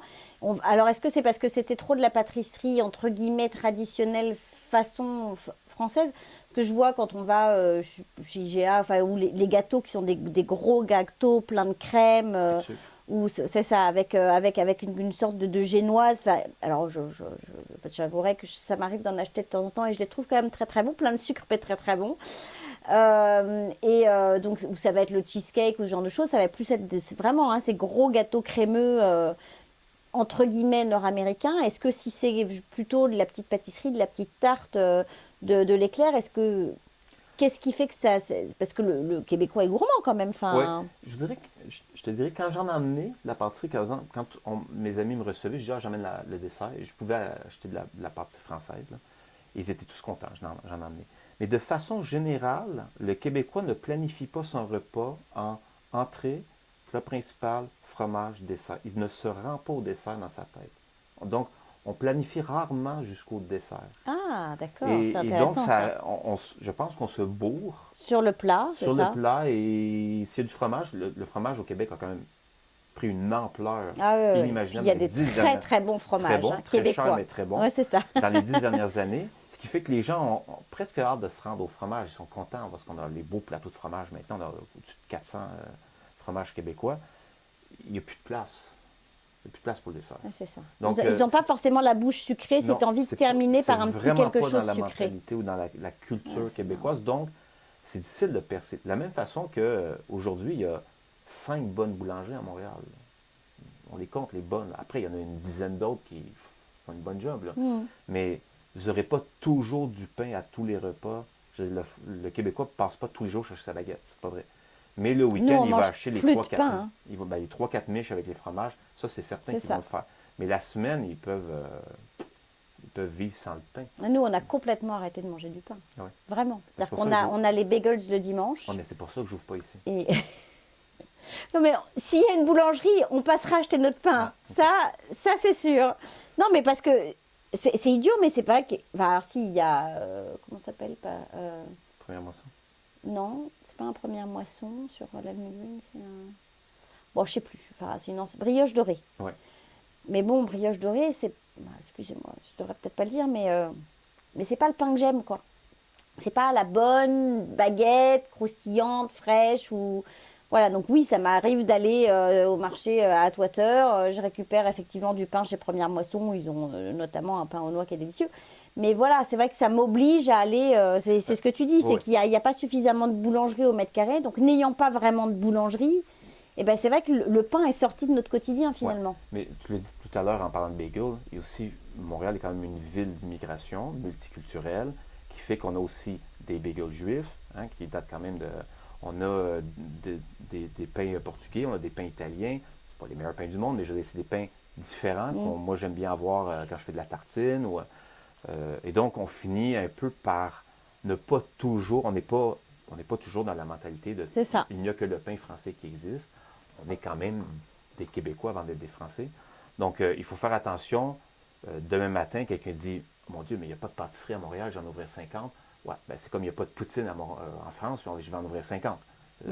Une à Paris, ça fonctionne. Et il n'y a pas longtemps. Et il n'y a pas On longtemps. ne sait pas si elle va durer J'en longtemps. ouvrirai Et pas c'est- 50 à ouais, chaque c'est ça. métro. Là. Donc, C'est ça. ça, c'est la grosse erreur d'arriver au Québec et de dire... Il n'y a pas, donc j'ouvre. Exact, tout à fait. Il n'y a pas parce qu'il n'y a pas. Bah, il n'y a pas parce que Le besoin c'est ça, le besoin n'est pas là. nécessairement présent, il faut le créer. Donc, le pain, je le vois. Quand j'ai ouvert mon premier resto il y a 30 ans, mon petit café, on allait au Pain Doré, qui était pas tellement loin de chez nous. C'était la première vraie boulangerie française à Montréal, qui est devenue une assez grosse chaîne, mais maintenant qui ne fait que du congelé chez Costco. Il reste quelques Pains Dorés à gauche à droite. C'est pas des excellents pains, mais ils font une bonne job. Puis maintenant, ils ont pris la voie des croissants congelés, des chocolatines congelées. dans les Ouais, ce qui fait supermarchés. que c'est pas Bon. forcément de la très Mais bonne. c'est quand même le premier. Il y en avait un là, il y a 30 ans. Après, il y a Mm. eu Cousin, il y en a eu d'autres. Puis bon. Maintenant, ben, il y a Première Moisson qui a, quoi, je pense, 24 boulangeries au Québec, qui a vendu une chaîne alimentaire il y a 3-4 ans, qui va très bien, qui fait un pain honnêtement très correct. Mhm. Mais bon, c'est un peu le problème quand on grossit. Le niveau de la qualité, c'est difficile de C'est garder c'est ça, la niveau qualité à un hyper moment élevé. donné descend. Donc, quand je disais tout à l'heure, mon objectif c'est 10-15, ça va s'arrêter la journée où je pense que la qualité diminue. Ouais, c'est ça. Bon. C'est-à-dire que quand on peut plus produire avec la même qualité, faut. On se calme. Bon, bah écoute, c'est voilà maintenant. Alors si, j'ai encore une petite question. Est-ce que c'est difficile de trouver des boulangers au Québec? Est-ce que dans un projet de 10-15 personnes, à un moment donné, tu vas aller chercher des boulangers ailleurs en Europe? Ou est-ce que vous allez vraiment essayer de vous atteler, de les trouver ici? Et est-ce que l'immigration va rentrer dans le cadre de ce projet? Est-ce que vous allez aller chercher des personnes ou... Alors, la réponse est absolument, on n'a pas le choix. Pour plusieurs raisons. Bon, évidemment, comme les boulangeries sont en croissance au Québec depuis peut-être une dizaine d'années, les très bonnes ont été ouvertes dans les 10 dernières années. Des écoles de formation de boulanger, il y en a très peu. J'ai parlé à des professeurs d'école, que ce soit dans l'ouest ou dans l'est de la ville. La culture n'est pas encore là. Donc, il y en a un qui m'a dit ouvertement, il dit, écoute, j'en ai 20 en début d'année, j'en ai 5 qui finissent l'année, j'en ai un qui devient boulanger, peut-être 5 ans après, il n'est peut-être même plus là. Il dit, même des fois, j'ai l'impression, vu que c'est des formations que le gouvernement donne des subventions, j'ai l'impression presque de frauder le gouvernement, là, parce que j'en amène 20 au début, j'en sors un au bout de 5 ans. Ça fait pas le Ça fait pas la job, ouais. Bon, pourquoi? Je pense que culturellement, c'est pas là. Un jeune qui s'en va en boulangerie au Québec, probablement comme dans plusieurs écoles de métier, c'est parce qu'il se cherche un peu et puis dit, ah, boulangerie, c'est cool faire du pain. Ouais, mais quand tu te lèves à 3 heures du matin, C'est ça. c'est moins cool. J'ai l'impression qu'en France, on le sait. Quand on va en boulangerie, on le sait très bien que ça va être ça qui va Ouais, se c'est passer. une passion, en Ça va fait. être à 3 heures du matin. Bon. Et puis la pyramide, ici, on part à 20, on finit à 1. En France, on part à, je ne sais pas combien on en forme, mais c'est des milliers par année. Mm. On arrive en haut. Disons que le 100 premier, c'est quand même du calibre. Et donc, il y a capacité de chercher des bons boulangers. Bon. Ramener ça en France où je pense qu'ils sont sous-payés et souvent exploités dans des carcans d'entrepreneuriat difficile, où ils veulent tous être boulangers à leur compte parce que c'est la seule façon de faire Un peu probablement un peu d'argent. Et encore là, encore? c'est pas sûr parce qu'il y a 35 000 boulangeries en France, dont la moyenne des 35 000 boulangeries, c'est 350 000 € par année de chiffre d'affaires. À la fin, ça laisse plus beaucoup. Ouais, c'est ça. Donc, à part les quelques-uns qui réussissent à faire des chaînes ou même à la rigueur de vendre leur âme en achetant une chaîne, donc de travailler avec des marques de licence, puis je ne donnerai pas de nom, ils sont un peu écœurés. Donc, honnêtement, des boulangers français qui veulent venir, Il y en a. qui veulent aller à l'étranger, il y en a beaucoup. Qui veulent venir au Québec, il y en a encore beaucoup. Mm. Et le gouvernement va te faciliter la tâche, tu crois ou... Ça fait partie des PVT, des C'est ça. contrats. Il y a toutes sortes de contrats. Honnêtement, je commence à me mettre le nez là-dedans. Toi, tu es pour l'immigration au Québec? Absolument. Moi, je suis fils d'immigrés. Oui, oui. Oui, mais enfin bon, tu pourrais avoir une Non. une Moi, autre... en fait, le seul bémol que je ferai, je suis pour une immigration diversifiée. Donc, Complètement. c'était mon choix. Je pense qu'on en rentre 50 000. Combien on en rentre? 50 000 au Québec par année? Ou c'est 50 000 au Canada? Non, je crois que c'est au Québec. 50 000 au Québec? Oui, je crois que c'est au Bon, Québec. Moi, je dirais c'est 100 000 et non pas 50, perso. Donc, oui, je suis pour l'immigration. Ça serait peut-être un maximum de 5 à 10 000 par région. Par région, pays. Juste question de c'est faire ça. un blend. Je veux dire, moi, j'aime aller voir des Portugais, des Roumains. Moi, j'ai vu toutes les immigrations. Là. Puis souvent, on a poussé l'immigration francophone parce qu'évidemment. Pour on sauver veut- aussi la loi 101, le français au Québec, Mais c'est sûr. donc, on a eu les Vietnamiens dans les années 80, les Roumains dans les années 90. Là, on a des Maghrébins depuis une dizaine d'années. C'est beau, on continue, on fait la tournée. Moi, je suis pour les Latins, de façon générale. Je pense que c'est des gens qui... C'est ça, l'Espagne, l'Amérique c'est ça. latine, il y en a plein. L'Amérique latine aussi, Je effectivement. ferais un mix. C'est bon. Moi, je trouve que c'est bon pour les restos. Mhm. Ça amène des... C'est vrai. On a très peu d'Indiens pakistanais ici. Toronto, moi, je vais souvent à Toronto. J'allais souvent à Toronto pour la banque. Mais il y a une grosse immigration plus britannique, évidemment. Là. Donc, Pakistan, Afghanistan. C'est magnifique, là, les restos qu'il y a là. Puis les gens, le mix que ça fait. Et je trouve qu'à Toronto, il y a une belle mixité. On voit beaucoup... Là, Encore plus qu'à Montréal, le multiculturalisme est plus fort. Moi, je pense que oui. Il est probablement plus suburban, donc c'est difficile, la génération. Moi, je dis toujours, c'est pas la génération qui arrive qu'il faut intégrer, c'est les enfants. La Ça, génération c'est sûr. qui arrive, si elle veut s'intégrer, elle s'intégrera. Elle s'intégrera. Si elle ne veut pas s'intégrer, elle ira prendre sa retraite dans son pays. C'est pas que c'est pas important, c'est la suivante qui doit devenir québécoise et qui après est capable de parler, de dire crise de tabarnak, et dire bon, ben celui-là, c'est fait. Ça, c'est sûr et certain. On le voit. Alors, je ne porterai aucun jugement et il n'y a pas d'acte politique dans ce que je dis, mais on le voit dans la politique d'immigration en France où c'est plus les parents qui se sont intégrés et les enfants qui ne se sont pas intégrés. Ça crée des troubles. Ouais. Alors après, pourquoi est-ce qu'ils ne se sont pas intégrés, ça c'est autre chose. Mais voilà, c'est sûr Ok. qu'il vaut mieux que ce soit l'enfant, parce que l'enfant c'est le futur, hein, c'est Tout à demain. fait. Donc, Tout à fait. Et moi, j'ai vécu dans des quartiers où, à côté, c'est le quartier italien. Saint-Léonard, c'est le quartier italien. Vous allez à Saint-Léonard aujourd'hui, il reste peu d'Italiens. Bon, la génération des années 50 a soit décédée ou c'est un peu éparpillé. Les enfants sont partout. Moi, j'ai des amis, ils ont des noms italiens, ils ne parlent pas italien ou ils parlent un peu d'italien. C'est des deuxième, des troisième générations. ça. Évidemment, pendant la Coupe du Monde, pas cette année parce que l'Italie n'est pas à la Coupe du Monde, mais de façon générale, ils vont sortir le drapeau italien. Les Espagnols, c'est la même C'est chose. Je suis tout à fait pour. Moi, je pense que Québec est un pays d'immigrés, puis le Canada est un pays d'immigrés, puis il faut pas. C'est ce qui fait la beauté du Canada. c'est ça. On est bien d'accord. Et qu'est-ce que tu dirais alors à des personnes qui rêvent d'immigration, qui veulent venir s'installer? Est-ce qu'il y a une, je sais pas, la clé du bonheur, la clé à l'intégration? Qu'est-ce qui... Moi, je dirais venez pour les bonnes raisons. C'est-à-dire, c'est pas nécessairement une fuite de là où vous êtes. Qu'est-ce que vous apportez? Puis qu'est-ce que vous venez chercher? Je dis souvent Montréal, personnellement, Montréal, je trouve pas que c'est une belle ville. Là. J'y habite, je l'aime. C'est pas une belle ville architecturalement. J'ai vu Bordeaux qui s'est complètement métamorphosé par Juppé dans les 10 dernières années. J'arrive de Copenhague. Même Toronto, à la rigueur, dont on a beaucoup ri pendant des années. Je trouve que c'est une ville qui devient belle. Qui est très belle. Boston, dans certains quartiers. Bon, Ouais, je dirais, donc Montréal a du travail à faire pour devenir une belle ville. Cela dit, la qualité de vie à Montréal pour élever des enfants, avoir un emploi décent et se sentir en sécurité, à l'aise, friendly, avoir des amis, être capable de bouger, d'aller voyager, d'aller aux États-Unis, d'aller aller dehors. Je vous donnerai des photos tout à l'heure de mon week-end au chalet dans les cantons de l'Est. Pour Instagram? Ouais, c'était phénoménal ce week-end. Le ciel était bleu, c'était blanc, il y avait des rivières.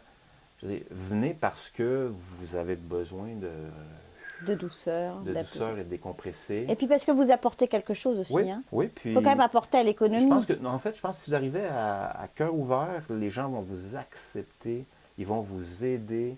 Moi, sur ma rue, on fait un souper de ruelle maintenant depuis 2 ans.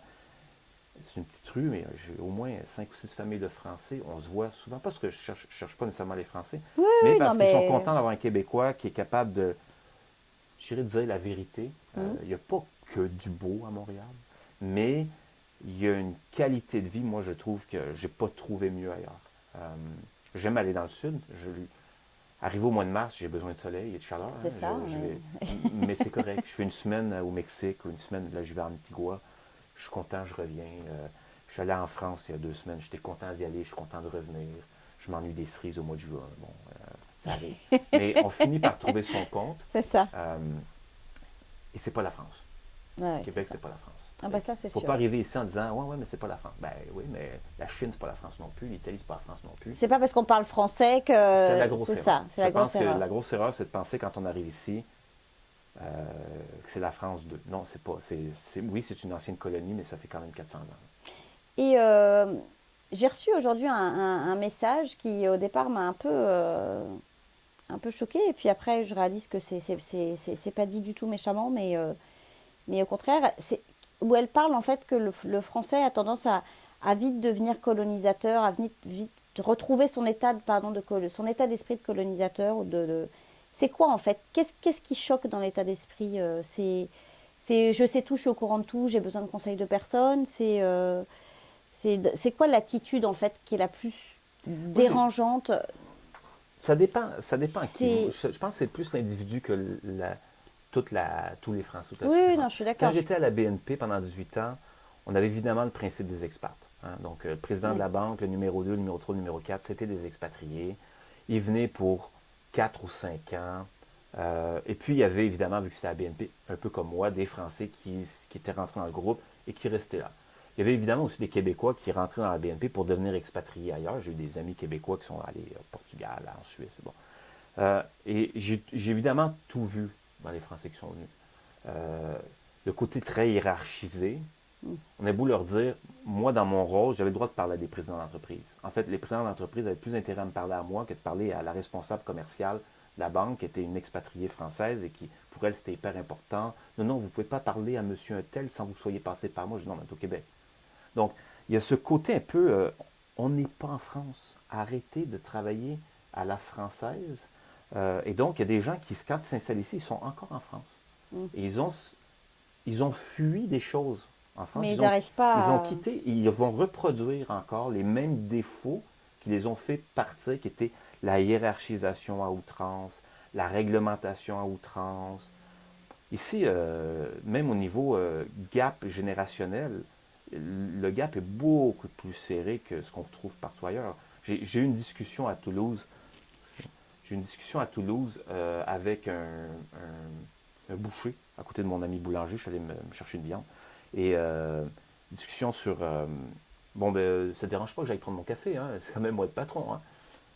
Il me regarde, hein, c'est normal, hein, monsieur? J'ai dit, ben, si vous me permettez, vu que vous me posez la question, je viens du Québec, je suis chez votre collègue, votre voisin boulanger. Je vous dirais, ce genre d'attitude-là, chez nous, on ne le fait pas. Déjà, on va se tutoyer, hein, même entre patrons. Alors, si vous savez, monsieur, si je laissais mes employés me tutoyer, comment ça finirait en foire? Ah ben, j'ai dit, essaye-le. On ne sait pas. Mais je le comprends, il ne peut pas le faire. Ici, on a le tutoiement facile, c'est vrai. Mais il faut aussi se mettre dans la mentalité nord-américaine anglo-saxonne. En anglais, tu et vous, ça n'existe pas. C'est pareil, ouais, c'est ça, you. enfin, c'est you. Fait que C'est un nous, mot. on dit you comme on dit tu. Donc, on dit tu à tout le monde. Il y a des Français qui sont choqués de ça. Il y en a d'autres qui comprennent assez rapidement. Donc, je pense que c'est pas qu'on trouve que les Français, certains Français qui débarquent sont rébarbatifs.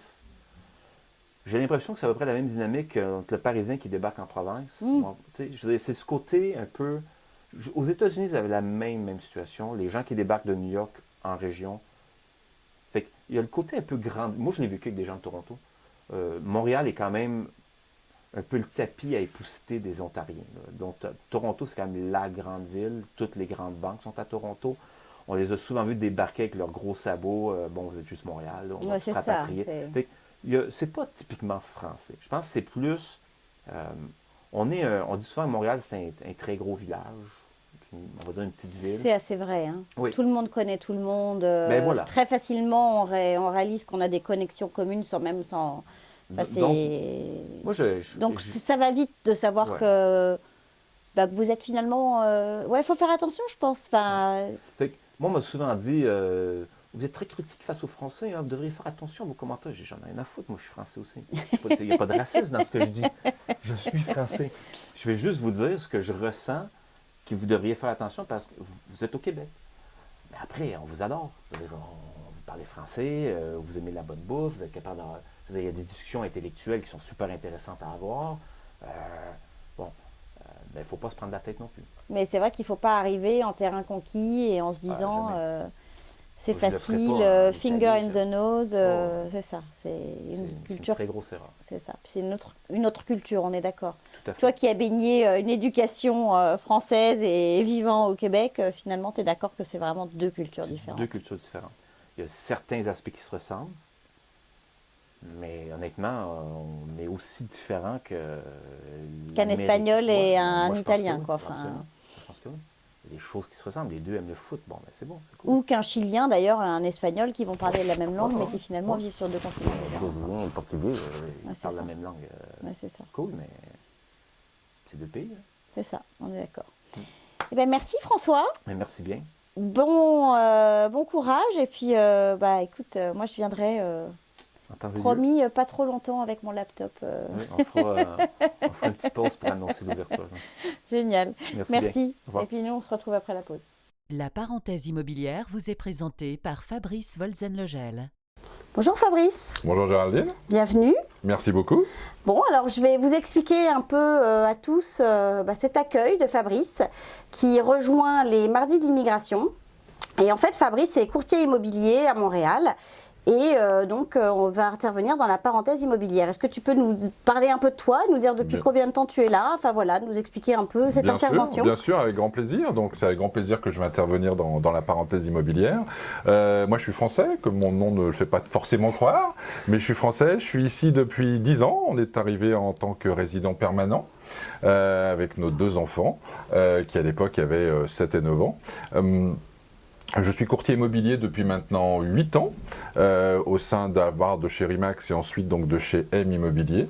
J'ai donc évidemment passé les licences, évidemment je suis membre de l'OACIQ qui est notre organisme d'autorégulation, je suis membre de la Chambre immobilière du Grand Montréal, donc de cette façon-là je suis accès à tout ce qui se passe dans l'immobilier au sein de Montréal.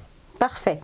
Et donc aujourd'hui, est-ce que tu peux nous expliquer quelles vont être les interventions que tu vas faire donc, au sein de l'émission, au sein des Mardis d'immigration, donc dans cette parenthèse, qu'est-ce que tu viens apporter en fait à nos interlocuteurs qui nous suivent? Bien sûr, donc ça faisait partie d'une démarche qu'on avait eue et d'une discussion qu'on a déjà eue plusieurs fois. Exactement. La discussion visait à faire des capsules, en fin de compte, une parenthèse de choses très pratiques. Pratico-pratique, c'est-à-dire de ne pas rentrer dans quelque chose d'un grand débat, de faire un format de 2-3 minutes sur un sujet donné.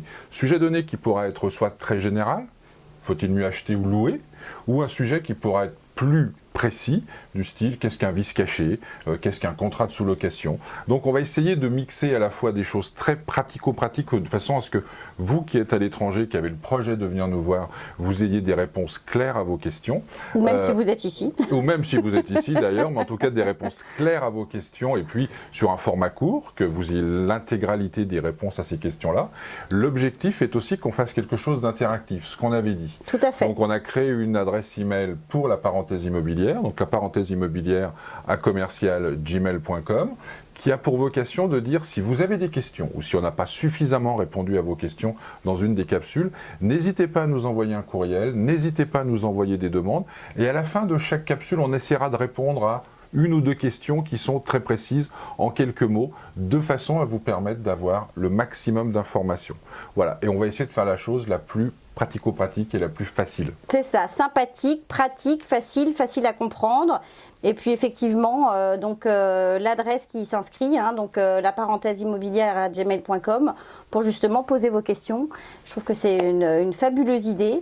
Donc voilà, donc écoute, je ne sais pas si tu as déjà reçu des questions. Non, c'est tout nouveau tout ça. Non, pas encore reçu des questions, mais surtout, envoyez-nous des questions, soyez interactifs. Il faut vraiment, c'est quelque chose qu'on fait pour vous permettre d'avoir des réponses. Donc surtout, ne soyez pas gênés s'il y a quelque chose qui n'a pas été clair, s'il y a un thème qu'on n'a pas abordé. Évidemment que des thèmes, il y en a une 50aine ou une 60aine qu'on va aborder au fur et à mesure des émissions. Mais il y en a peut-être un qui pour vous est plus important à très court terme.